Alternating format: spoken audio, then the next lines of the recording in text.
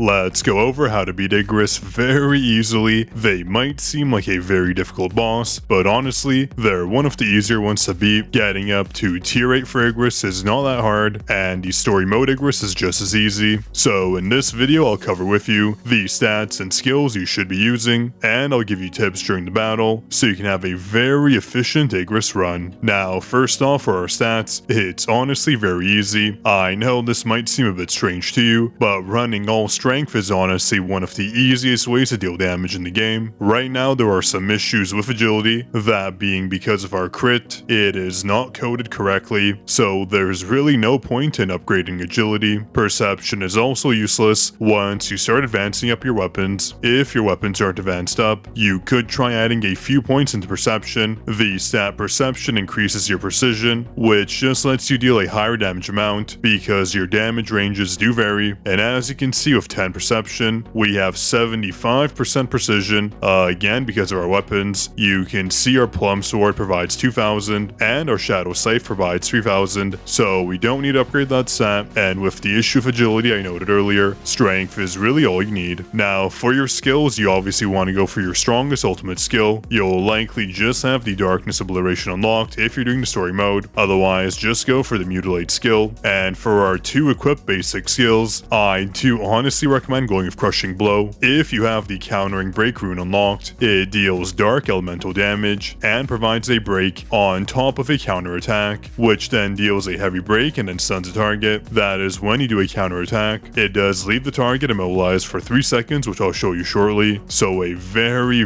useful skill. It's honestly one of my favorites. It's like an additional dodge on top of a stun, interrupting the enemy's abilities, something I highly recommend. Now for your other skill, you can use multi-strike. It's one of our better skills, providing medium break. You obviously want to try to use a rune that'll deal the right elemental damage, but it is difficult to have them all unlocked. Igris is weak to dark damage, that's why we want to focus it, but we have other skills like Death Stance. This skill is honestly very good, so I do recommend you just start playing around with these skills you have. It isn't the most important thing, but you want to get some break in there because Igris's break counter does come up quite often, so we can constantly cause them to break. It'll just make your life so much easier, so something to note there. So in short, try focusing skills that have the dark elemental damage onto them and that do provide higher break amounts. Mutilate isn't really a skill we want, so do try shopping around, finding what works best for you. Now I'll have on the screen a tier 8 Igris run running. This way we can do a play-by-play, looking at exactly how easy it is to counter him. Again, Igris is not a tough boss, and also I should note for your weapons, you do want to go for weapons that have the dark element on them, so plum and scythe, they'll be your best bets. If you are free to play, just go with whatever weapon you have that's dark, since you'll probably be restricted. But anyways, jumping in straight to the battle, things start out very easy with Igris. He always does the same attack, he rushes at you and jumps, that's when you can do your first extreme evasion, and you just start plowing onto him. Very easy to do. It'll take a few seconds for the first attack to come into play, you'll see that in just a second, and this is where you have a choice of either using your counter skill if you have it, otherwise you just wait for the sword to just come out, that's when you dodge, or you'll see in just a second, I am using a media player so we can pause and show you exactly what I mean. Once Igris does use his blow, it does have a very short range, you'll see in a second. Once his sword does come out, it'll do some AoE damage. Now when that AoE hit is going to come into play, I'm going to use my counter skill. You'll see that pop off, there we go. And after he uses that skill, you'll have a few seconds to deal more damage. This is usually when Igris will go underground, yeah, you see there, and he'll launch his first ability, and it's so easy to dodge. Once it comes out, just use extreme evasion. You'll get a ton of hits in, and for his next skill, he'll either use his charge up ability, or he'll start slashing you. Again, both are very easy to use dodge on, so you should have no issues there. You saw there, use his slash. You dodge it and then use your break skills. This is the point where you generally will break it. Now I do recommend turning off this auto ability here. It's for your hunters and your shadow ability. If you have that unlocked, of course, it's generally better to manually do it. That way you maximize on the damage you do, because oftentimes in the beginning of battle, you'll use your shadows automatically with the auto on, and Igris will go underground, so you lose a lot of damage there. So that's one thing I recommend. I obviously didn't do it here, I'm just a bit lazy, but that's something you should do if you're having issues.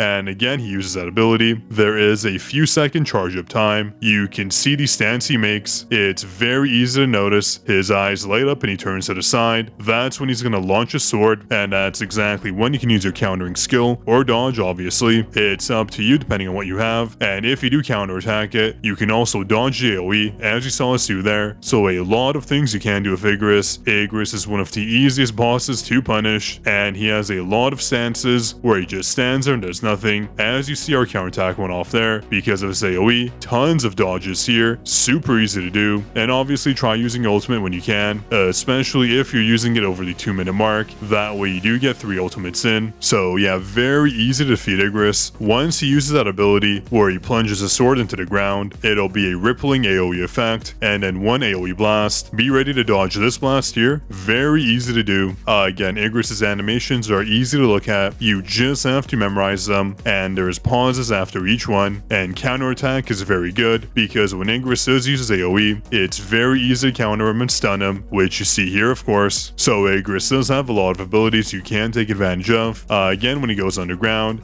just start dodging. Very easy to dodge those slashes. They are literally coming from a mile away, so you just keep plowing onto Igris. You can see when he charges and he has that stance, he's just using his sword extension and having that AoE afterwards. 2 chances for you to counter or evade and get your power gauge stacked up. Countering is so good with Igris, stunning him, making him lose his jive literally, and then you start putting on the damage, and then it's an easy way to break and deal even more damage onto him. So once you do get a skill set down, it's very easy to defeat him. Make sure you take advantage of your breaks. That's when you can deal a ton of damage onto them. And one skill I always recommend you dodging is when he does his charge up mode. If you see his cape, just be ready to evade as soon as possible. This skill is detrimental to any run. Once he does that dash, that's when you can use your extreme evasion and then catch right up to him using Shadow Step. It will close the gap, ensuring you don't lose any time on the battle, because if you don't use it, you'll get hit by the AoE potentially, which will cause you to lose time, and then you have to fix the gap between you and Igris, which is obviously not something you want to do. You want to maximize your time. That way it'll make the run extremely easy, and you'll get all those legendary artifacts. As you saw, we got one there, which is a prime reason why you should be optimizing your Igris runs. Otherwise, you won't get the proper rewards. Artifacts are such a pain to get, so doing your best on instance and encore missions is an absolute